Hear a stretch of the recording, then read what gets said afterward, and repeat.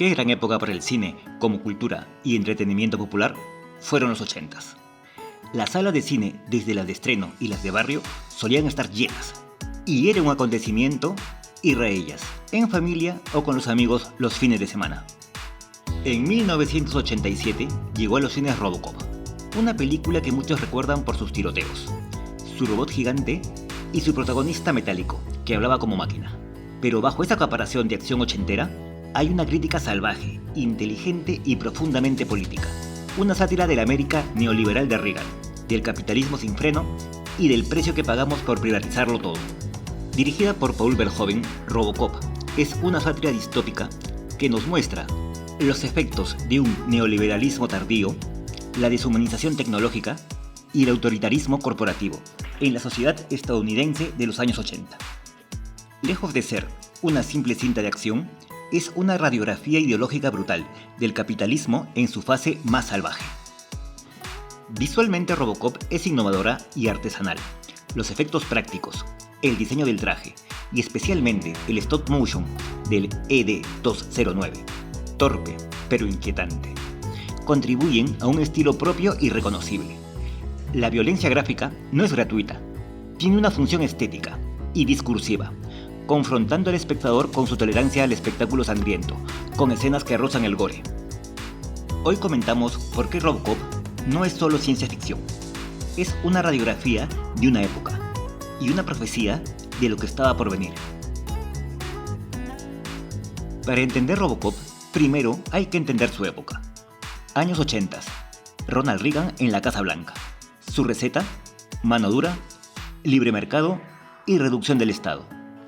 Privatización de servicios, recortes al gasto social, políticas pro empresa y un crecimiento brutal de la desigualdad. Las grandes ciudades industriales, como Detroit, fueron las más golpeadas. Fábricas cerradas, desempleo, crimen. La solución de los poderosos: más control, más policía y más negocios. Michael Moore nos narra esto en su documental Roger and Me, donde habla sobre los efectos de lo mencionado en Flint, su ciudad natal, a pocos kilómetros de Detroit. En ese contexto nace Robocop, una película que, aunque lo parezca, no glorifica la ley marcial con robots, sino que la critica ferozmente. La Detroit de Robocop es casi un personaje más, una ciudad que ha colapsado.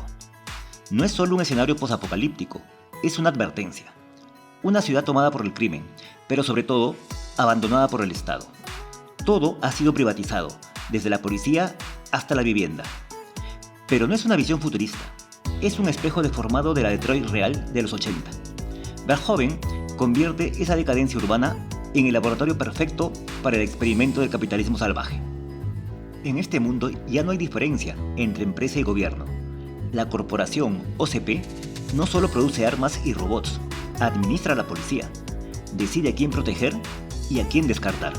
En otras palabras, Verhoeven nos muestra qué pasa cuando el sector privado se apodera de lo público. El resultado: caos, represión y una policía que ya no protege a las personas, sino a los activos. Alex Murphy es asesinado y revivido como Robocop. Pero lo importante es esto: ya no es un sujeto, es una propiedad. Literalmente lleva el logo de OCP. Murphy no muere, Murphy es adquirido. Lo que era un ser humano se convierte en un bien, en el sentido económico de la palabra. Él ya no firma cheques, nosotros somos dueños de su cuerpo, dice un ejecutivo de OCP, como si fuera lo más normal del mundo. Es la metáfora perfecta del trabajador despojado de su humanidad, usado como máquina por el capital.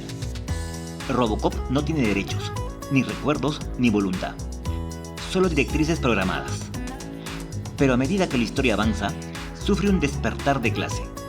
Comienza a recordar, a cuestionar, a rebelarse.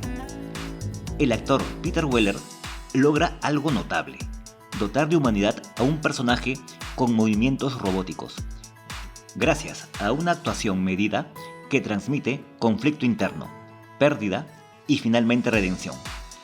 La recuperación de su humanidad no es solo un arco narrativo, sino el eje temático de la obra. Así Robocop no solo es una película sobre un policía cyborg, es una historia de desalienación, de un sujeto que lucha por recuperar su humanidad frente a un sistema que lo cosificó. Uno de los elementos más brillantes de Robocop es el uso de los medios. Verhoeven intercala noticieros falsos y anuncios comerciales grotescos, que ridiculizan el rol de la televisión en esta sociedad distópica. El crimen, la guerra y el desempleo son tratados con indiferencia y sarcasmo. Los medios ya no informan, distraen, normalizan la violencia y sobre todo, venden. La televisión no informa, sino que convierte el crimen, la guerra y el dolor en entretenimiento. Y uno, como espectador, se ríe, pero también participa de esa anestesia colectiva. Esta crítica es más vigente que nunca en la era de los clips virales, las fake news y el entretenimiento anestésico. Robocop entendió antes que muchos cómo se construye el consentimiento en una sociedad de masas. En 2014 se estrenó una nueva versión de Robocop, más moderna, más pulida, con efectos visuales impecables, pero con un mensaje mucho más diluida, casi aséptica. Sí, en la película menciona algo sobre drones, vigilancia y ética militar, pero carece de la sátira, de la crítica social incisiva, del tono incómodo que sea tan potente al original, tanto en mensaje como visualmente. El nuevo Robocop parece más humano, pero irónicamente es una película mucho más obediente, más genérica, más alineada con el sistema que la primera cuestionaba. Donde Verhoeven gritaba «esto es grotesco», el remake susurra «esto es normal». Esa diferencia es esencial. Hoy, casi 40 años después, muchas ideas de Robocop son realidad. Ciudades vigiladas por cámaras con inteligencia artificial, robots utilizados por la policía en Estados Unidos para controlar disturbios, megacorporaciones tecnológicas con más poder que muchos estados. Hoy por hoy, las opiniones de Elon Musk, Bill Gates o Ma Yun pesan más a nivel internacional que la de cualquier jefe de estado de la mayoría de países del sur global. Periodismo reducido a entretenimiento rápido y viral. Trabajadores precarizados, sin derechos, reemplazables por máquinas. Robocop no predijo el futuro con láseres y autos voladores, sino con economía, política y tecnología aplicada al control. Es una imagen deformada que, como toda buena sátira, exagera para revelar verdades incómodas.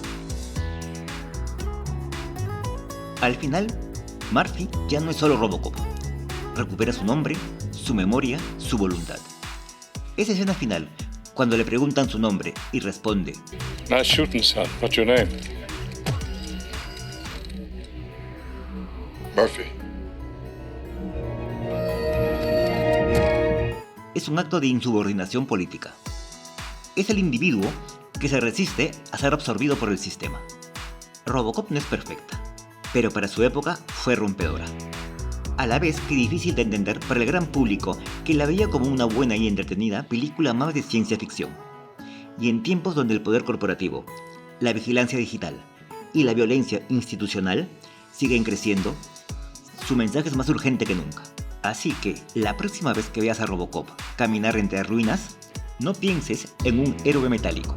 Piensa en lo cerca que estamos de convertirnos en piezas reemplazables. Si te gustan los análisis que hacemos, suscríbete, dale like y deja en los comentarios qué te pareció este video análisis y sugiérenos qué otra película deberíamos comentar.